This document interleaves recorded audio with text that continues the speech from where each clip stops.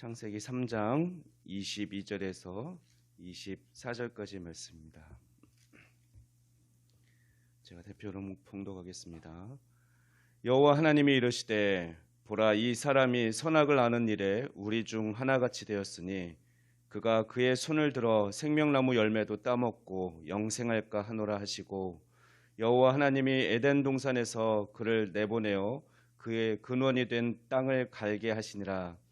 이같이 하나님이 그 사람을 쫓아내시고 에덴 동산 동쪽에 그룹들과 두루 도는 불칼을 두어 생명나무의 길을 지키게 하시니라. 우리는 오늘 본문을 통해서 죄를 지어 죽게 된 아담과 하와를 향한 하나님의 사랑을 세 가지 측면에서 살펴볼 수 있습니다. 첫 번째는 하나님의 사랑은 덮어주는 사랑입니다. 하나님은 아담과 하와에게 가죽옷을 지어 입히셨습니다. 그 전에 죄를 지은 아담과 하와는 수치를 가리기 위해 무화과 나뭇잎을 엮어서 치마를 만들어 입었습니다.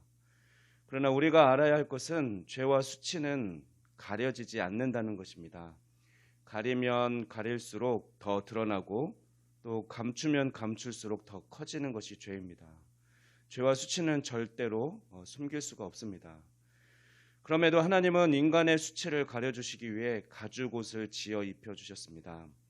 가죽옷을 만들기 위해서는 동물을 죽여야 합니다. 에덴 동산의 첫 죽음이 온 것입니다. 하나님은 동물을 죽여 피를 흘린 후 가죽을 얻었고 그 가죽으로 옷을 지어 아담과 하와의 수치를 가려주셨습니다. 그리고 우리 죄를 보혈의 피로 덮기 위해 예수 그리스도께서 갈보리 언덕에서 십자가를 지시고 피를 흘리고 돌아가셨습니다. 이것이 하나님의 사랑입니다.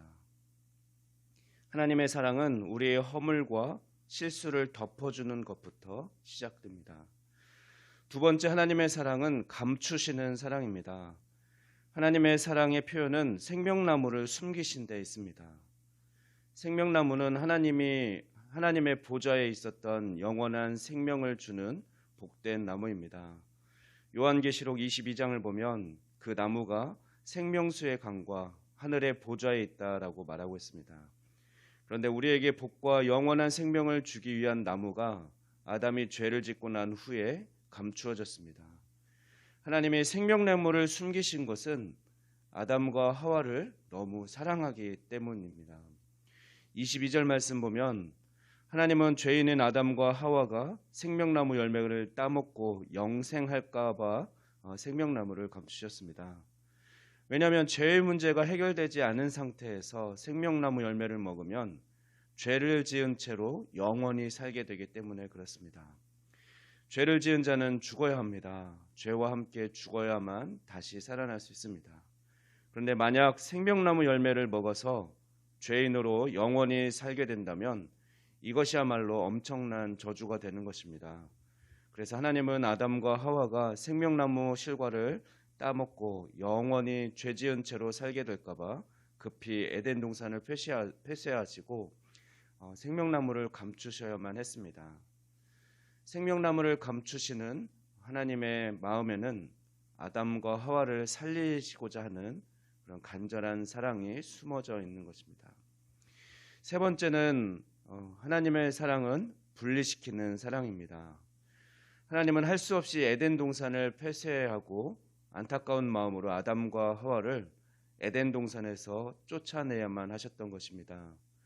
그런데 하나님이 아담과 하와를 에덴 동산에서 쫓아낸 것은 아담과 하와를 저주하려는 것이 아니라 오히려 구원하고 고치기 위한 아버지의 사랑입니다.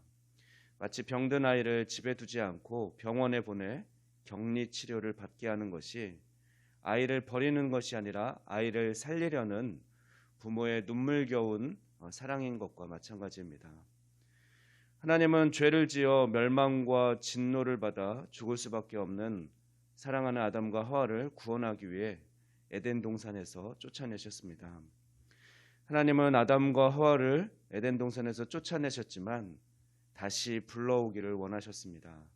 그러기 위해서 아담과 하와의 원죄를 없애셔야만 했습니다. 병이 완전히 나은 후에야 사랑하는 자식을 집으로 데려올 수 있는 것처럼 하나님은 아담과 하와의 원죄를 근본적으로 수술하길 원하셨습니다. 이 과정이 몇천 년이 걸리고 힘들고 어려웠지만 하나님은 결코 포기하지 않으셨습니다. 먼저 가죽옷을 지어 입히신 후에 에덴 동산에 쫓아내시고 생명나무를 감추셨습니다. 사람은 사람을 구원할 수 없습니다. 사람이 피를 흘리거나 짐승이 피를 흘렸다고 해서 인간의 원죄가 없어지지 않고 죄가 없으신 하나님이 피를 흘리셔야만 죄 없는 자가 사람의 죄를 대신해야만 그 죄가 없어집니다. 그래서 처음에는 동물의 피를 흘리게 하시고 그 다음에는 십자가에서 하나님이신 예수 그리스도의 피를 흘리게 하심으로 아담이 지은 원죄를 근본적으로 해결하도록 해주셨습니다. 요한일서 5장 12절 말씀 보면 아들이 있는 자에게는 생명이 있고 하나님의 아들이 없는 자에게는 생명이 없느니라 라고 말씀하십니다. 예수님 안에는 생명이 있습니다. 이 생명만이 아담의 모든 죄를 씻을 수 있는 생명입니다.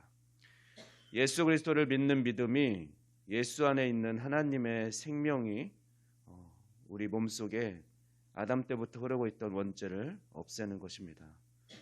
그래서 우리는 구원을 받은 것입니다.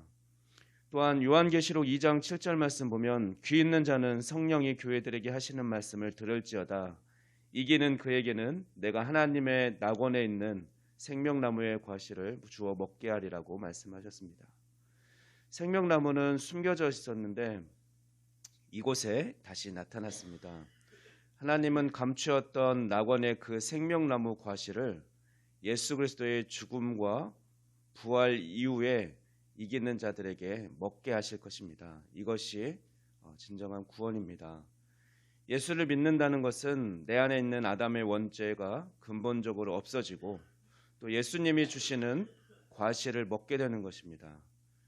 생명나무가 다시 발견되었다는 것은 에덴 동산이 회복되었다는 것을 의미합니다.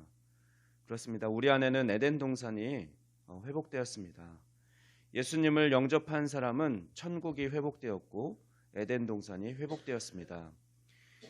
예수 그리스도를 영접한 사람들의 마음에 에덴 동산이 회복되는 것입니다. 선악과를 먹지 않고 생명나무 과실을 먹게 될 것이며 남을 비판하고 정죄하는 것이 아니라 이제 사랑하게 될 것입니다. 악으로 악을 이기지 않고 선으로 악을 이기는 놀라운 영적 경험들을 하게 되는 것입니다. 새하늘과 새 땅이 회복될 것입니다. 이것이 하나님의 놀라운 구원 계획입니다. 우리 안에 이 하나님의 생명의 기쁨과 구원의 감격이 날마다 넘쳐날 수 있기를 소망합니다. 기도하겠습니다. 우리의 창조주이시며 우리의 구원자 되시는 하나님을 찬양합니다. 죄를 범한 인간을 순서대로 종류대로 심판하셨지만 곧바로 회복의 길을 열어주신 하나님 감사합니다. 특별히 수많은 인생들 가운데 우리를 하나님의 자녀로 택하여 주시고 회복시켜 주신 은혜에 감사를 드립니다. 우리가 영원한 하나님 나라 백성으로 하나님만을 찬양하고 하나님께만 영광 돌리는 삶이 되도록 인도하여 주시고 영광 받아 주시옵소서. 주님, 오늘 하루도 주님께 의탁합니다. 신실하게 인도하여 주시옵소서. 감사드리며 우리의 구원자 되시는 우리 주 예수 그리스도의 이름으로 기도하옵나이다. 아멘.